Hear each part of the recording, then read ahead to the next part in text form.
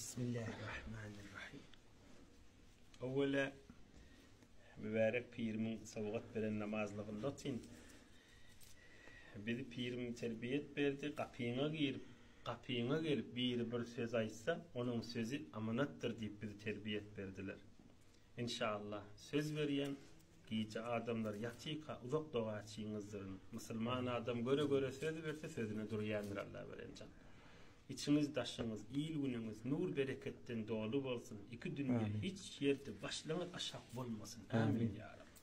Allah'ım salli ala seyyidina Muhammed nurunda. Hudaya içi daşı yaktılar köpelsin. Edepli, ırskallı, avreyli kişiler köpelsin. Niyeti sağlam, peyli doğru, kalbi nurlu, dili hayır doğal. Yerde göğünde aziz kişiler, hormatlı kişiler köpelsin. Hamime fadlika. وكرامة رضوانك ووسلك نعوذ بك من جهد البلاء وسوء القضاء ودرك الشقاء وشماتة الأعداء وصلى الله على سيدنا